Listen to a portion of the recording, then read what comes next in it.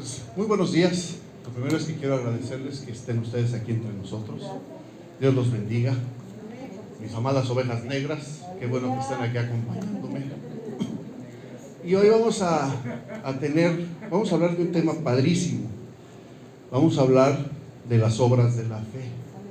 Este es un tema controversial, es un tema que a veces no entendemos muy bien y que he estado estudiando durante este tiempo profundamente para saber qué son las obras de la fe. Porque Santiago nos dice que nuestra fe tiene que ser acompañada por obras. Sin embargo, en Isaías 64:6 dice que nuestras obras son como trapos de inmundicia. Entonces, cuando yo encuentro en la Biblia algo que es contradictorio, me pongo a estudiar para saber qué es lo que el Señor nos está enseñando, porque la Biblia no está mal nunca. Entonces, si yo en mi apreciación no entiendo algo, tengo que estudiarlo profundamente para que yo pueda saber qué es lo que quiere Dios. Y te tengo una sorpresa: Dios quiere de tu fe obras. Dios quiere de tu fe obras. Y hoy vamos a aprender qué tipo de obras. Cierra tus ojos ahí en tu lugar. Padre bendito que estás en los cielos, te damos muchísimas gracias porque tú nos permites estar aquí estudiando tu palabra. Señor, hoy te pido que tu Espíritu Santo sea el que hable por medio de tu servidor. Que no sea yo, sino que seas tú, Señor, el que siembre esta semilla. Padre, permítenos estar listos como una tierra fértil para recibir esta semilla que tú hoy quieres darnos. Quita el cansancio, Señor. Quita la apatía, Señor. Cualquier cuestión física o emocional que tengamos, hoy se va y nos envuelves con tu Santo Espíritu para que nos conectemos contigo, Señor, y podamos recibir esta palabra que tú tienes hoy para nosotros. Hoy bendigo a cada uno de mis hermanos en el nombre de Jesús. Amén. Entonces, el buen Santiago hablaba de que la fe sin obras es muerta. Pero ¿sabes cuál es el problema? Aquí el primer problema que encontramos es las obras. En otras traducciones dice los hechos. Entonces, quiere decir qué es lo que yo hago. ¿Sabes? Hay tradiciones judeocristianas que creen que por lo que hagan en esta tierra van a ganar el cielo. De tal manera que un narcotraficante va y pone un dispensario médico a nombre de cualquier religión judeocristiana que existe en este país, y él piensa que con eso está ganando el cielo. Ese es un grave error. Esas no son las obras de la fe. Esas son tus obras. Mira, tú puedes ser bueno con alguien porque te convenga. Te conviene ser bueno. Te conviene ser bueno con mi hermano Jorge Dieppe, porque aparte de estar muy chulo, pues trabaja en la cebolla, ¿no?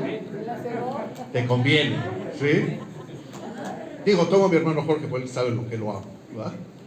Pero es conveniente tratar bien a Jorge, ¿no? No por una conveniencia, ¿ok? Puedes ayudar a alguien y tratar de conseguir un beneficio personal. Y esas obras tú podrías pensar que están bien. Y te cuento, están mal. Porque tu motivación no es la motivación de Dios, sino es una motivación propia. ¿Sabes? Puedes manipular a alguien dándole algo. Te voy a dar este carro, pero las condiciones son las siguientes. Conozco un sinnúmero de personas que les encanta manipular a los pastores con sus diezmos. Y esos diezmos son su obligación. ¿Y creen que sucede en esta tierra? Sí, sucede en esta tierra.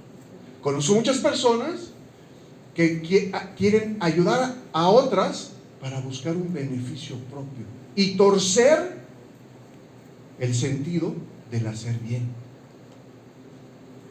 A esas obras se refiere Jeremías, que son inmundas. Porque tú piensas que estás haciendo bien, pero lo que te mueve a ti, tu móvil, no es el móvil de Dios, no es el móvil de tu fe. Es un móvil en el cual tú estás haciendo algo para recibir un beneficio propio.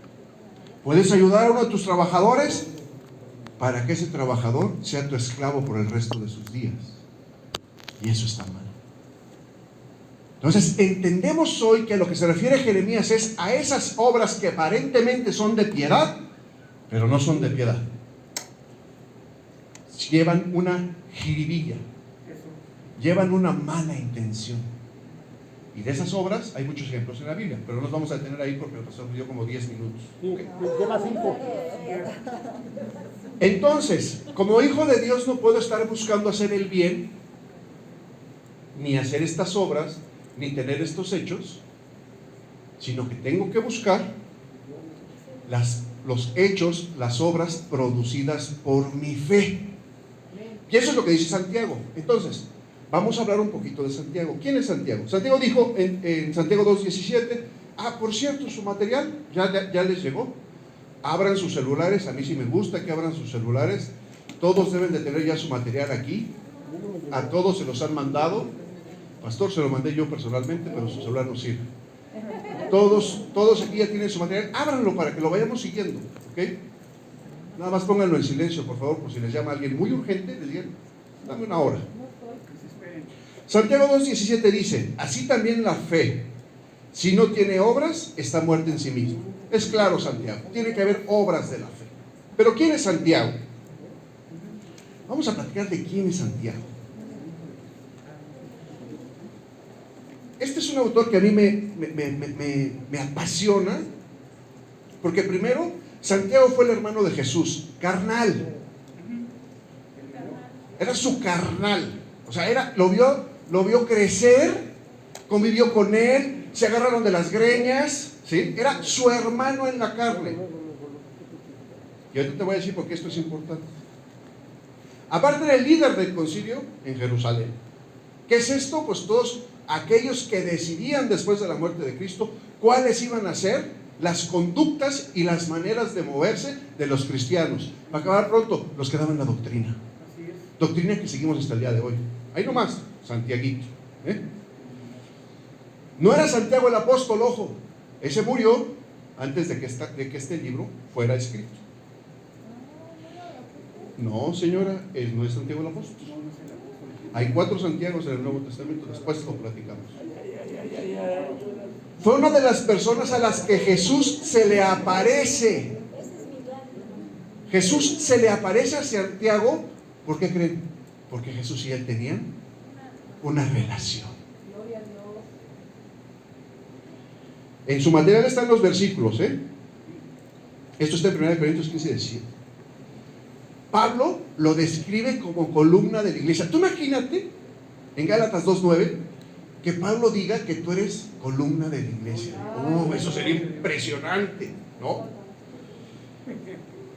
Luego de su conversión, Pablo lo va a buscar. O sea, de Santiago se hablaba bien. Tenía un buen renombre y una posición fuerte dentro del cristianismo, de tal forma que Pablo, o Saulo de Tarso, cuando se convierte en Pablo, va y lo busca para pedir su consejo.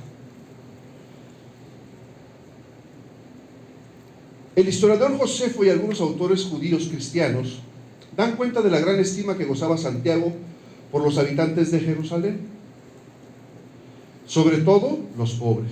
Es posible que su dura crítica a los aristócratas, Santiago 5:1-6, Santiago siempre estaba diciendo, no hagan acepción de personas, no importa que uno sea rico y el otro sea pobre, ámense igual, no le den en la sinagoga el primer lugar al rico, háganlo parejo, pongan la cancha parejita para que todos podamos jugar igual.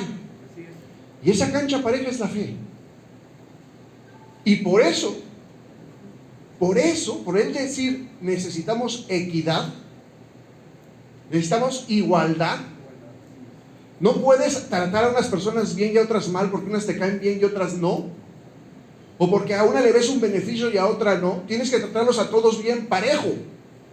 Y eso le costó la vida. Festo, en el año de 62 después de Cristo, muere, que era el procurador, y entonces un sacerdote de nombre Ánano II lo manda a matar. O sea, el procurador lo cuidaba. Se muere y entonces dice este sumo sacerdote, ahorita me lo he hecho. Y que lo matan. Era tan querido el hombre que cuando lo matan hubieron disturbios y tuvieron que remover a Ánano II. del puesto que tenía. Yo tengo una pregunta: cuando te mueras, ¿va a haber una revolución en esta tierra? Oye, yo he ido a funerales donde son revoluciones de hijos de Dios acompañando a esa familia, porque el muerto ya está con Cristo, y son revoluciones. La muerte de mi cuñado así fue. Sí, aleluya. Así es. Donde se volvió una gran fiesta. Cuando yo me muera tiene que haber gran fiesta, ya se lo dije a mi esposa. Yo también. Muy bien, así será, pastor. También, Charles, gran fiesta. ¿Por qué? Porque tú eres un hijo de Dios. Así es. Cuando tú te mueres, te vas a dar cuenta quién te quiere y quién no. El que te vaya a acompañar, ese te quiere. ¿Sí? Entonces, imagínense, Santiago cumplió con todas estas características. Ahora, vamos a hablar de las obras de la fe de Santiago para tener algún ejemplo y una referencia. Primero, ayudaba a los pobres. Impresionante. Se dedicaba a buscar a los pobres y poder llevarles de sus necesidades. Por las características de la iglesia primitiva esto era posible. En el centro ponían comida, en el centro ponían ropa, y cada quien podía tomar de lo que necesitaba. Ojo, no podía tomar exageradamente, ni podía tomar por una cuestión de, ay, mira, me gustó este trapito más del que yo traigo. No, sino tú tomabas lo que necesitabas. Obviamente no hacía excepción de personas.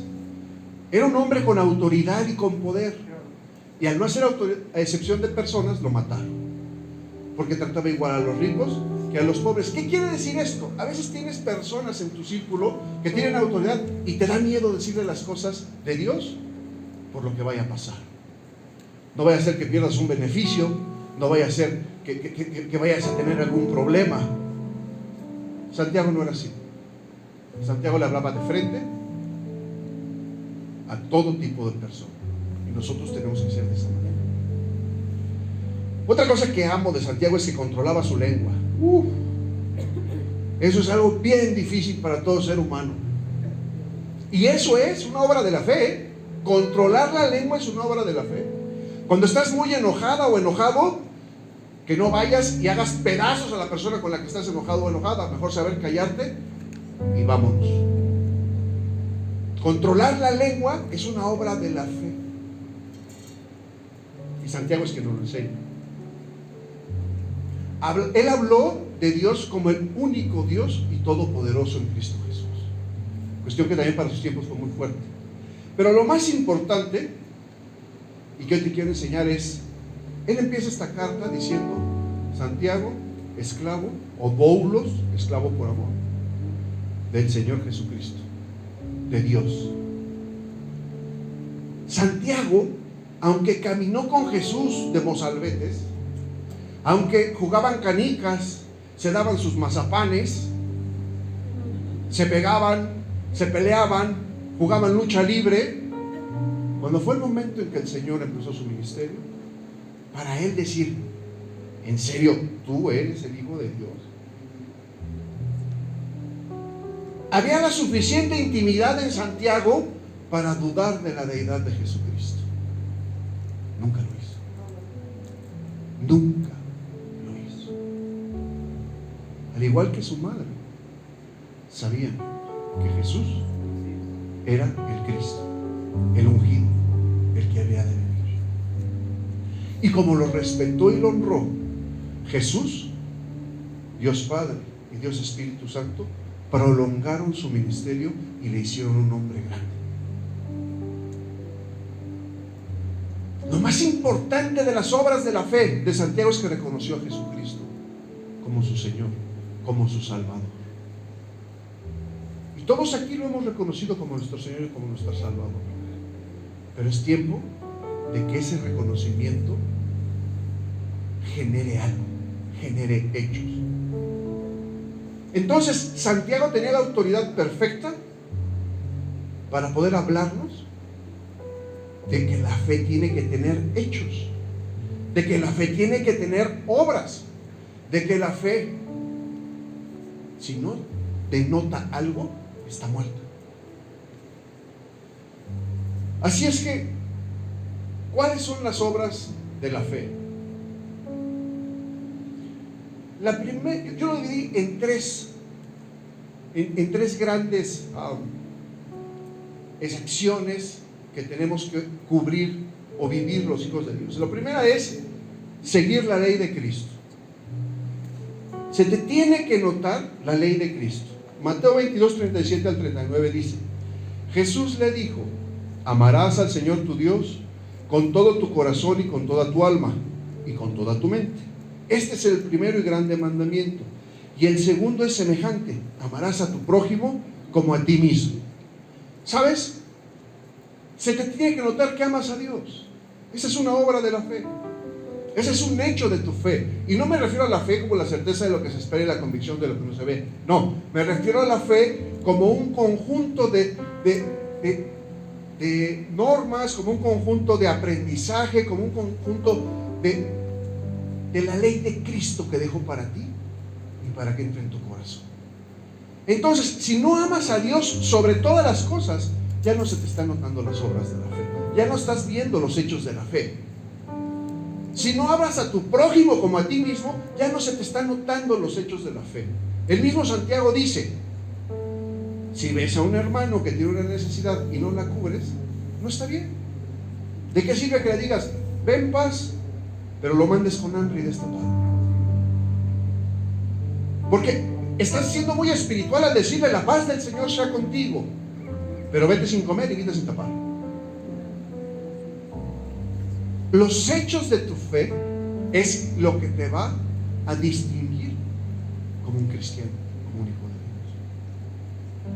Dios. Y el amar a tu prójimo y el amar a Dios por sobre todas las cosas es algo que se te tiene que notar. O sea, que de lejos tienes que brillar de esa manera. Que cuando te refleje la luz digan: esa persona primero ama a Dios sobre todas las cosas. Y sí, me consta que ayuda a su prójimo. Ese es lo primero, seguir la ley de Cristo. Y aquí hemos hablado mucho sobre la ley de Cristo. Hay muchas otras cosas dentro de la ley de Cristo que tenemos que seguir para que mi fe tenga hechos. Perdonar a los que me ofenden, ya no vengarme, porque decía que ojo por ojo y diente por diente, pero hoy ya no. Yo les digo que perdonen 70 veces 7. Poner la otra mejilla. Si alguien me pide que le cargue sus cosas una milla y es su derecho, se las cargo 2. Esos hechos de la fe, ¿se los ven? ¿Se los ven? ¿Se te ven? Porque si no se te ven, entonces tu fe, como dice Santiago, está muerta. El otro punto donde agrupé las obras de la fe es las obras de fe por seguir a Cristo en mi forma de vivir diariamente. Y aquí les voy a leer dos partes de la Biblia que están en Santiago. Santiago 2, 14, 17 dice: en su material tienen una versión que es la de Dios habla hoy. Y puse esta versión porque me gusta la traducción de la palabra. En vez de obras dice hechos. Dice: la fe se muestra con los hechos. Hermanos míos, ¿de qué le sirve a uno decir que tiene fe si sus hechos no lo demuestran? ¿Podrá acaso salvarlo esa fe? Supongamos que un hermano o una hermana les falta la ropa y la comida necesarias para el día. Si uno les dice que les vaya bien, abríguense y coman todo lo que quieran, pero no les da lo que su cuerpo necesita, ¿de qué sirve? Así pasa por la fe. Por sí sola, es decir, si no se demuestra con hechos, es una cosa muerta. Repite conmigo: con hechos. Con hechos. Tu fe se tiene que demostrar con hechos. Después en Santiago 2, 21 al 24 dice, esta es una nueva traducción viviente: ¿no recuerdas que nuestro antepasado Abraham fue declarado justo ante Dios por sus acciones cuando ofreció a su hijo Isaac sobre el altar? Ya ves, su fe y sus acciones actuaron en conjunto. Sus acciones hicieron que su fe fuera completa. Y así se cumplió lo que dicen las Escrituras: Abraham le creyó a Dios y Dios lo consideró justo debido a su fe. Incluso lo llamaron amigo de Dios. Como puedes ver, se nos declara justos a los ojos de Dios por lo que hacemos y no solo por la fe. ¿Qué es lo que hizo Abraham? Le creyó a Dios cuando le dijo: ve y entrégame a tu hijo. El Señor me prometió que este hijo mío iba a ser el número 1 de una gran descendencia que tú me estás dando, que va a ser como las estrellas del cielo. Es mi único hijo. De aquí tiene que salir tu promesa. Lo que tú cumpliste, de aquí tiene que salir. Y entonces el Señor le dice: ofrécemelo en sacrificio. Sube al monte y lo matas. Y Abraham no dudó. Lo agarró de la mano, lo subió, y todavía le preguntó al otro: papá, ¿y el sacrificio?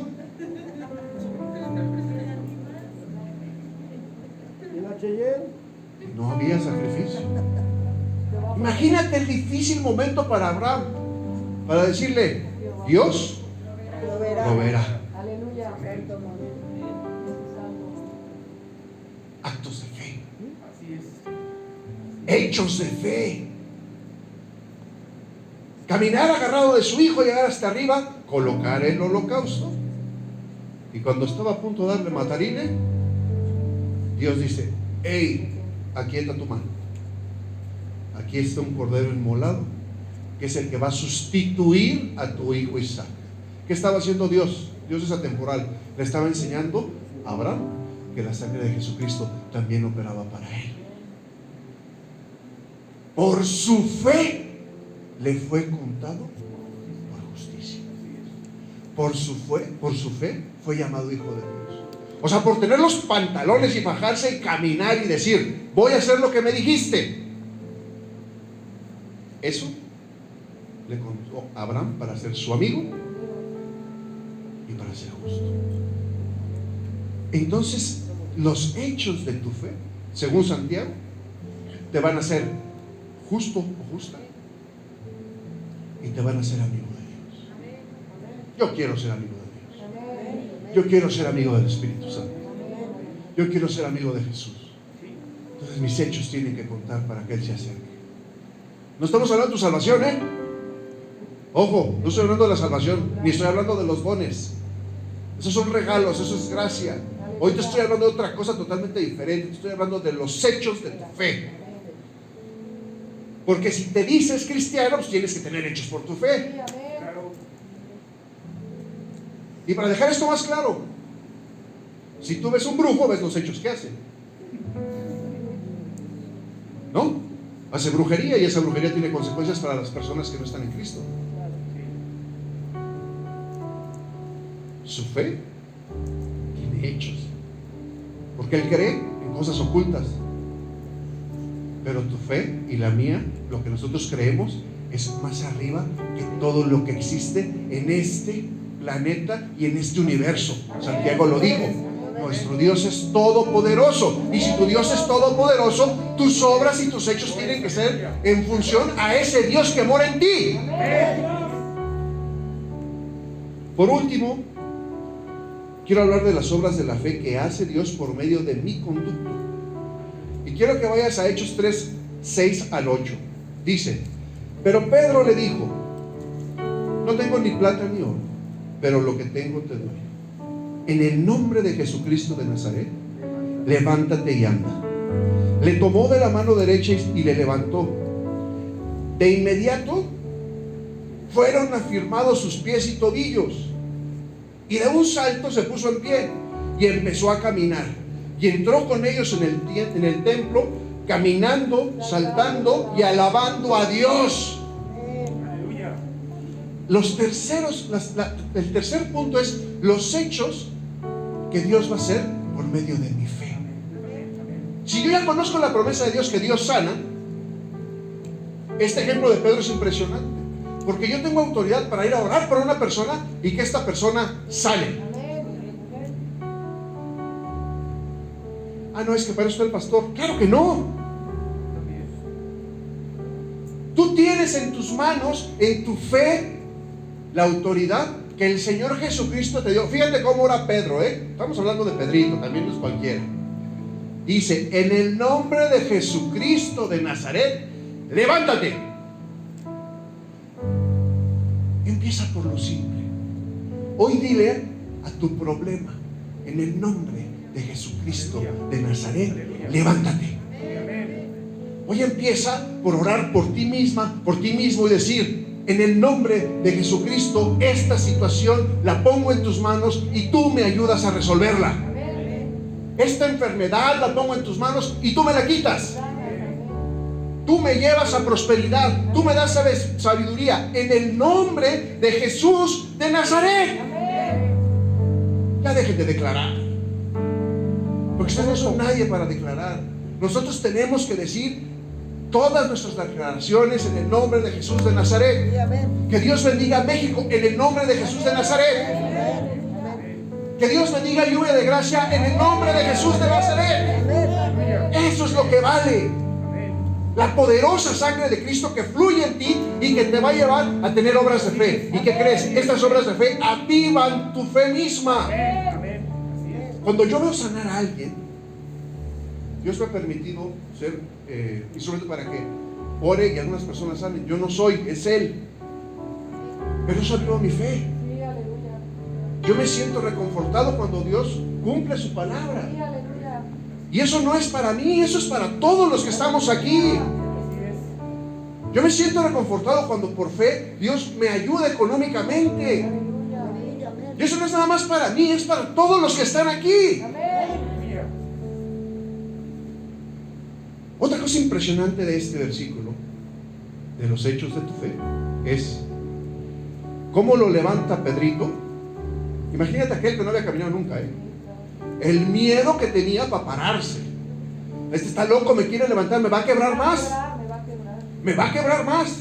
Y dice aquí que mientras lo levantaba, sus pies chuecos, sus tobillos se fueron afirmando. O sea, Dios fue transformando esa cosa de que estaba chueco, esa cosa de que estaba enfermo, y fue haciéndolo que se parara en una postura recta, erguida, lo que quiere decir que era una persona otra vez funcional. Esto es increíble. Yo te pregunto, ¿cuántos tobillos rotos tienes en tus emociones? En el nombre de Jesús, hoy se van a enderezar y te vas a parar, porque esos son los hechos de la fe. ¿Cuántas situaciones en tu vida hoy están como este que estaba quebrado, tirado? Y hoy Dios te va a erguir, te va a levantar. Va a ser que aunque tú no puedas, tus patas chuecas se pongan firmes. Quien las tenga cuadradas, eso sí no sé, pero chuecas, Dios se las va a cambiar. No es el pastor, no es la pastora, es Dios. En el nombre de Jesús de Nazaret, ojo.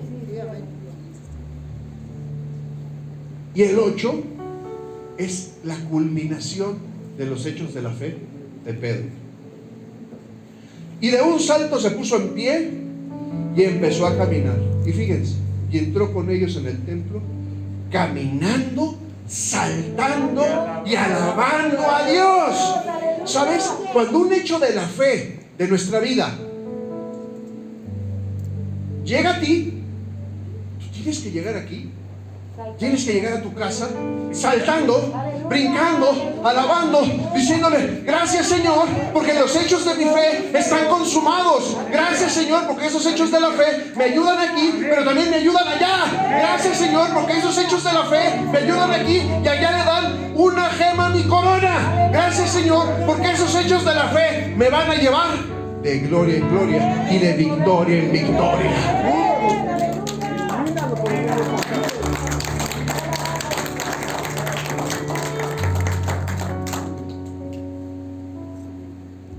Es necesario que las obras de la fe se nos noten. Y hoy vamos a empezar por el área sobrenatural. Tú ya sabes, porque en esta iglesia se te da palabra, lo que tienes que hacer para conquistar las obras de la fe, los hechos de la fe. Se te tiene que notar, pues, que eres hijo de Dios. Pero el área en la que tú no puedes, Dios sí puede. Así es que hoy Te voy a pedir que te pongas en pie y que vaya pasando mis hermanos de alabanza.